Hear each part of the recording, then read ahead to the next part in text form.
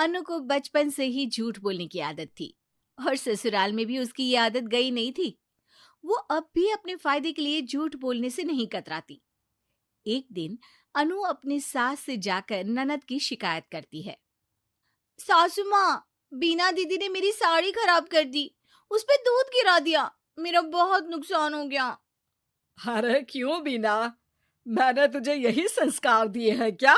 माफी मांग अपनी भाभी से।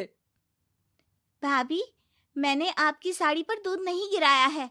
मैं दूध लेकर जा रही थी और आपने मेरी टांग में टांग अड़ा दी थी, तो मैं दूध लेकर साड़ी पर गिर गई। अरे वाह, एक तो गलती करती हो, ऊपर से इल्जाम भी दूसरों पर। वाह जी वाह। माँ जी, यही है क्या आपके घर के संस्कार? बीना, बहू से माफी मांग। सॉरी भाभी। अरे सॉरी से क्या होगा, साड़ी से होगा, साड़ी के बदले साड़ी। ठीक है बहू, नई साड़ी ले लेना बस। थैंक यू माँ जी, आप ना बहुत अच्छी हो। माँ, भाभी की साड़ी पुरानी हो चुकी थी, उनको नई साड़ी चाहिए थी, इसलिए उन्होंने ये ड्रामा किया, आपको पागल बना दिया माँ। अरे बीना, एक तो गलती करती है, बहू की साड़ी खराब कर दी, ऊपर से बहू की पीठ के पीछे उसकी बुराई कर रही है। मुझे तो भरोसा ही नहीं होता कि तू मेरी बेटी है। देखना माँ, जिस दिन आपको भाभी का सच पता चलेगा ना, पछताओगी बहुत। अरे तू कुछ भी बोलेगी और मान लूं मैं, हैं? आज तो तुझे तेरे किए की सजा मिलेगी। बहू, आज तू आराम कर और बीना करेगी अब से पूरे घर का काम। यहाँ नाक कटवा रही है तो ससुराल जाके पता नहीं क्या करेगी। ठीक है माँ जी, मैं मुंह हाथ धो लेती हूँ, फिर आराम करूंगी। रो रो के पूरा मेकअप खराब हो गया। बीना जल्दी से वहां से चली जाती है और बहू के कमरे में उसकी अलमारी में जाके बैठ जाती है, ताकि उसे पता चले कि भाभी अपने कमरे में करेगी क्या। अनु हाथ मुंह धोकर अपने कमरे में आती है और फोन उठा के सीधे अपने मायके फोन लगा देती है। पता है माँ, आज क्या हुआ? आज मैंने सास की चाय में सब्जी धोने के बाद बचा पानी डाल दिया। बेचारी। ओह, तो भाभी हर बात अपनी माँ को बताती है। अच्छा माँ, अब ना मैं सोने चली, बहुत आराम करना है आज मुझे। थोड़ी देर में अनु की नींद लग जाती है।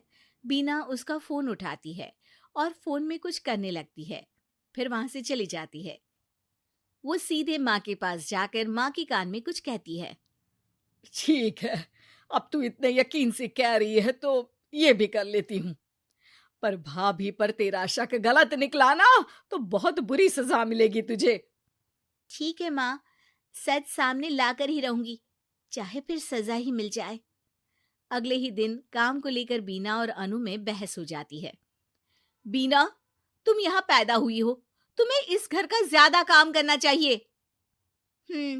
आपका भी तो यही घर है भाभी, मुझे तो एक दिन चले जाना है शादी करके, फिर तो आपको ही सब संभालना होगा ना। तुम्हारी माँ ने तुमको कुछ नहीं सिखाया। आपकी माँ ने सिखाया है तो आप ही कर लो ना काम।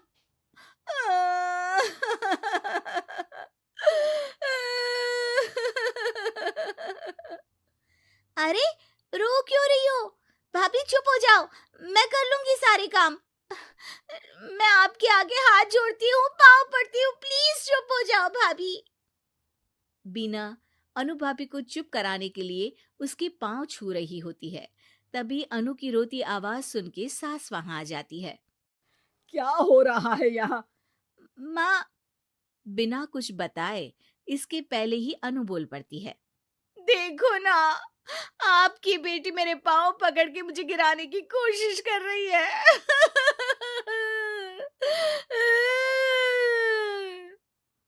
अरे भाभी, ये क्या बोल रही हो? अरे चुप कर बीना, तूने तो बहू के सामने मेरी नाक ही कटवा दी। इसके मायके वालों को जब ये बात पता चलेगी तो क्या होगा? पर पर भाभी झूठ बोल रही है माँ। मैंने भी देखा, तू उसके पांव पकड़ रही थी। वो तो मैं पाँव पड़ रही थी ताकि भाभी चुप हो जाए। तू ना आज किचन में सोएगी और खाना भी नहीं मिलेगा तुझे। बहुत बदतमीज हो गई है। अनु को लग रहा था कि उसका झूठ सफल रहा, लेकिन बीना का प्लान काफी हद तक आगे बढ़ रहा था। जैसे बीना ने सोचा था, अनु ने अपनी माँ को कॉल किया, लेकिन बीना ने उस दिन अनु के फोन से अपनी माँ का नंबर उसकी माँ के नाम से सेव कर दिया था। बस फोन चालू होते ही अनु ने सच उगलना शुरू कर दिया। वो बेचारी तो मेरे पाँव छू रही थी, लेकिन मैंने बोल दिया कि पाँव पकड़ के गिरा रही है। और मेरी बेवकूफ सास मान भी गई है। हाँ हाँ, सास तेरी बेवकूफ तो है जो तेरी बातों में आती रही। माँ जी, आप वहाँ इतनी जल्दी मेरे मायके कैसे पहुंच गई? बीना और सास अनु के कमरे में आके उसे अपना प्लान बता देती हैं कि कैसे उन्होंने बीना के झूठ को पकड़ लिया। इस बार अनु सास के पांव पकड़ लेती है और माफी मांगती है। ए, पांव छोड़, मुझे गिराएगी क्या? माँ, शादी के बाद से मैं दीदी से मिलने ही नहीं गया। सोच रहा हूँ कि मैं और रिया दीदी के घर हो आते हैं। हाँ बेटा, बहुत अच्छी बात है। उसे भी अच्छा लगेगा रिया से मिलकर। वैसे भी रिया शादी के बाद से कहीं नहीं गई। रिश्तेदारों के घर जाएगी तो एक दूसरे को समझेंगे। मोहन अपनी नई नवेली बीवी रिया को लेकर बहन के घर जाता है। अरे वाह, क्या बात है रिया और मोहन। अच्छा हुआ तुम लोग आ गए। सासू माँ, अरे ओ सासू माँ, कहाँ अंदर माला पकड़कर बैठ जाती हैं? देखिए तो कौन आया है। भाई भाभी आए हैं मेरे 2-4 दिन के लिए। तभी ससुर जी आते हैं। अरे मोहन बेटा, कब आए? अरे वाह, बहुरानी भी आई है। अच्छा है, अच्छा है। अरे सुनती हो, बहू का भाई आया है। तभी बहन जोर से चिल्लाने लगती है। हाँ आया है तो क्या? बुड्ढे इस फिराक में ना रहना कि मेहमानों के लिए समोसे आएंगे तो तुम दोनों भी लपक लोगे। अरे जाओ अंदर के कमरे में। और सासू माँ, हाथों में मेहंदी लगी है क्या, जो अब तक पानी का गिलास नहीं आया? मोहन और रिया बहन सुनैना की बात से बहुत दुखी हो जाते हैं। दीदी मैं छोटी हूँ और मेरा बोलना अच्छा नहीं लगता, लेकिन प्लीज आप ऐसे बात ना करें। जीजा जी आपको कुछ कहते नहीं है क्या? आप उनके माता पिता से ऐसे बात करती हैं तो। ओ प्लीज रिया, छोटी हो, छोटी बनकर रहो। और तुम तो बहुत किस्मत वाली हो जो तुम्हें मेरे माता पिता जैसे सास ससुर मिले हैं। अरे ऐसे मिले होते ना जैसे मेरे सास ससुर हैं, तब पता चलता तुम्हें। अरे फिर भी दीदी, आपको ऐसे बात नहीं करनी चाहिए। मैं तो हैरान हूँ जीजा जी पर।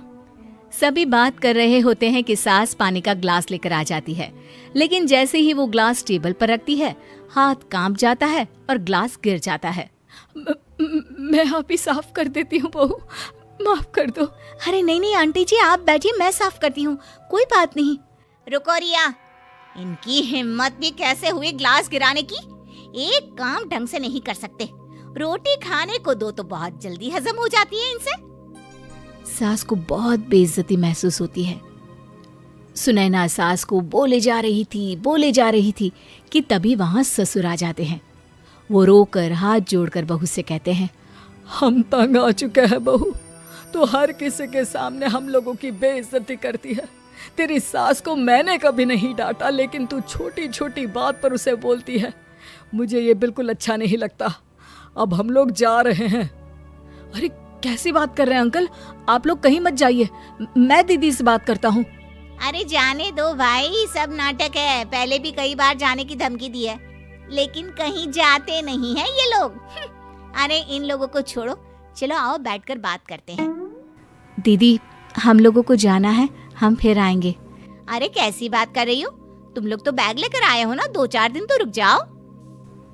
क्या रुके दीदी, तुम्हारी हरकत देखकर तो अब मन ही नहीं करता तुम्हारे घर रुकने का।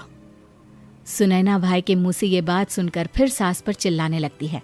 देखा कैसे तुम लोगों के कारण मेरे भाई और भाभी रुकना नहीं चाहते इस घर में। अरे पता नहीं कब तक मेरे सीने पर बैठे रहेंगे आप। सास ससुर वहां से चले जाते हैं और मोहन अपनी बीवी रिया के साथ घर की ओर निकल जाता है।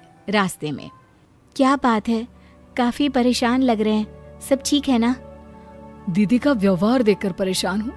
कितने शौक से जीजू के माता पिता ने अपने इकलौते लड़के का हाथ मांगा था दीदी के लिए। पता है, माँ को दीदी की ये हरकत पता चलेगी तो वो कितनी परेशान होंगी। सोचो, तुम्हारे माता पिता को अगर ये बात पता चली तो उन्हें दुख होगा, लेकिन जिनके साथ बीत रही है उनके लिए तो जीवन नर्क है। हाँ, तुम बिल्कुल ठीक बोल रही हो, लेकिन क्या कर सकते हैं? करना तो पड़ेगा कुछ, क्योंकि हम कुछ नहीं करेंगे तो वो लोग ऐसे ही दीदी से परेशान होते रहेंगे। वैसे मेरे पास एक आइडिया है। बताओ, क्या आइडिया है? वो तो घर जाकर ही पता चलेगा। रिया घर जाती है और सास की तरफ देखती तक नहीं है, वो अंदर चली जाती है। अरे मोहन, ये बहू को क्या हो गया? बड़ी बदली बदली सी लग रही है। इसको बोलो इस घर के संस्कार ऐसे नहीं है। यहाँ रहना है तो प्यार से मिलजुल कर रहना होगा। माँ, घर के संस्कार से याद आया, दीदी ने तो सास ससुर के नाक में दम कर रखा है। अब समझाती क्यों नहीं उन्हें कि वो उन लोगों की इज्जत करे, उन लोगों से तमीज से पेश आए। मोहन को लगता है कि शायद माँ ये सुनकर दुखी हो जाएंगी, लेकिन उल्टे उसकी माँ कहती है, अरे सब पता है मुझे वहाँ क्या चल रहा है। एक एक बात बताकर चलती है वो मुझे। अरे कहा है कि इज्जत करना उन लोगों को, बड़े पागल है वो लोग। पता है, घर बहू के नाम कर दिया है। अब वो पूरी कोठी सुनैना की ही तो है। हाँ माँ, ये मुझे पता है। उनके ससुर ने कहा था कि हम लोगों की बेटी नहीं, लेकिन बहू के रूप में हमें बेटी मिली है तो घर उसके नाम कर देंगे। लेकिन इसमें क्या गलत कर दिया उन्होंने? अरे कैसी बात कर रहे हो बेटा, गलती नहीं की, बहू को सब दे दिया। अब क्या चाहिए उसे जिसके लिए वो उन लोगों को पूछे। तुम भी ना बहुत भोले हो। तभी रिया सारा सामान पैक करके आती है और मोहन से कहती है, देखो ये बुढ़िया जीते जी तो मुझे ये मकान देगी नहीं, लेकिन हाँ ये मर जाए तो फोन कर देना, मैं आ जाऊंगी। ये बोलकर रिया मोहन को आंख मार देती है। मोहन समझ जाता है कि ये रिया की चाल है। वो माँ की तरफ देखता है और कहता है, मैं तुम्हारे बिना क्या करूँगा? इनसे तो 2 रोटी बनती नहीं, भूखा ही मारेंगे मुझे भी। चलो मैं भी चलता हूँ, कहीं किराए का मकान ले लेते हैं। अरे कैसी बात कर रहे हो तुम दोनों? घर कैसे चलेगा? यही सोचकर शादी कराई थी क्या? अरे कमाई तो एक ही की है ना। ये क्या बात होती है माँ जी? घर मेरे नाम करो, नहीं तो मैं चली। अरे अब नहीं बहू, ऐसा मत बोल। देख, मैं घर का सारा काम करूंगी, अरे कोई डिमांड भी नहीं करूंगी, बस घर पर रहो तुम दोनों। माँ, हम कोई नौकरानी रख लेंगे, आपका वहाँ क्या काम? फिर दुनिया भी क्या बोलेगी? अरे नहीं नहीं रिया, चलो मैं भी सामान पैक करके आता हूँ। तभी सास भागकर बेटी को फोन करती है और घर बुलाती है।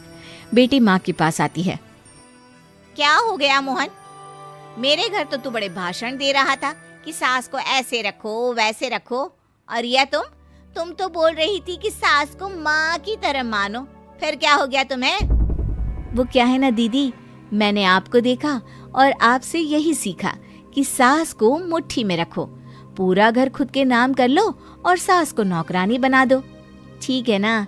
जैसे आपने अपनी सास की बेइज्जती कर रखी है, वैसे मैं भी इन लोगों की करूंगी। थैंक्स दीदी, ना मैं आपके घर आती और ना ही मुझे ये सब पता चलता। अब तो सुनैना समझ चुकी थी कि वो क्या गलती कर रही है। वो सभी से माफी मांगकर अपने ससुराल चली जाती है और अपने सास ससुर से कहती है, मुझे माफ कर दीजिए, मुझसे बड़ी भूल हो रही थी, मैं आगे से कभी ऐसा नहीं करूंगी।